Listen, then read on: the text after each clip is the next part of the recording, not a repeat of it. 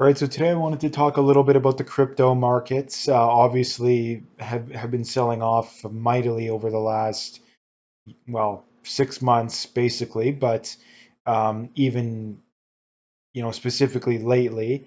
And I mean, I wanted to get into a couple things. Number one, when is it going to stop? And number two, when does the untying with the rest of the market, specifically the Nasdaq, stop? I mean, the unfortunate reality is right now the crypto markets are tied to the stock market, specifically the Nasdaq, right? And it makes no sense. There's zero reason for that to happen. And I think the reality of it is that um, the institutional money, which there isn't that much of right now in the crypto markets, but there's enough that it can sway it, views crypto as super risky, right? And it's super volatile. Therefore, it should be the same as the Nasdaq. And the reality of it is that um, it is volatile, but you got to zoom out, right? And you look year to date. Yeah, it's came down a lot. I mean, January 1st, it was at 60,000, right?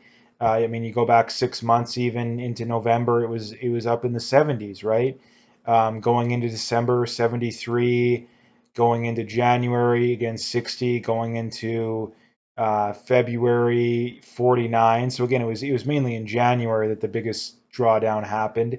But again, January 23rd, it was at 45,000. So over the last what is that, 4 months, it hasn't moved that much. Like that's not even 10%, right? If you look at if we go over to the Nasdaq here, let's go to the Nasdaq. The Nasdaq at that time was at 14,100. Right now it's at 12,000. So the Nasdaq's came down significantly more than than crypto has than Bitcoin, right? I mean, if let's look at the S&P even. Let's see where the S&P was at. The S&P was at 4,400. Again, we're at 3935 now. So again, the S&P is a similar story. Again, not to the same degree, but this is something that I think that eventually the narrative will change, right? Eventually the narrative will change. And again, the thing with crypto specifically, I mean, the first mistake people make is that they lump all cryptos together, which is it shows astounding lack of understanding of how things really work because it's like lumping penny stocks in with Apple, Google, or even the more value names, right? The Coca-Colas, the Procter and Gamble's, those kind of names, right? Um, which makes zero sense, right? Because there's a vast. I mean, there's a pretty big difference between the Googles and the Fang names and the Cokes and the Procter and Gambles of the world, let alone the penny stocks, right? So that's a telltale sign that people really don't know what they're talking about. Um, Again, people that say that it's volatile, people that say, oh, you can't spend it or you can't do this or you can't do that, but it's like again, we got to take a step back here. We got to take a step back. If you go back a year, let's go back a year. Again, Bitcoin, May 17th of 21 was at 40, just under 42,000, right?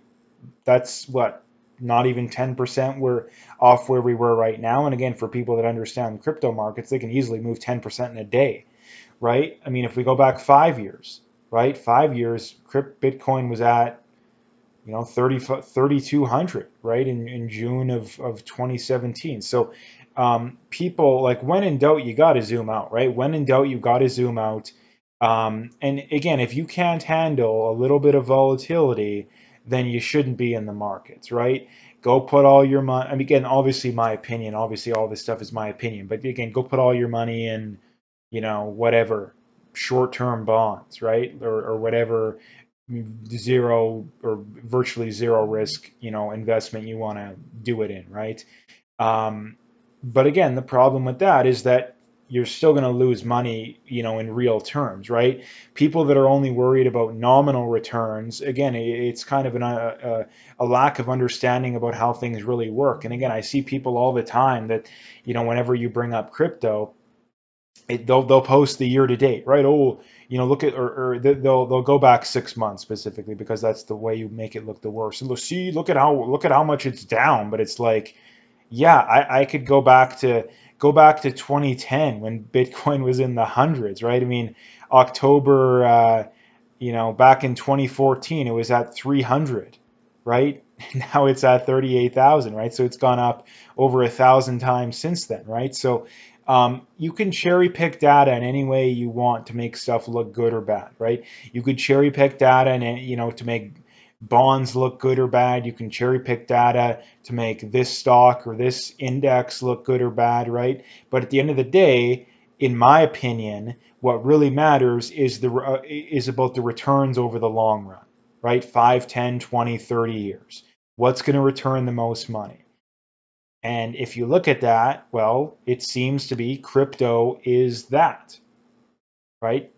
And the other question asked too is that where does it stop? When does it stop? And my opinion is it's going to be one of two things. I think when the stock market turns around, the crypto market will turn around as well, or eventually enough leverage will lever up to the point to where it's going to snap back. And the thing about the crypto market is that it'll snap back faster than the stock market, even the Nasdaq.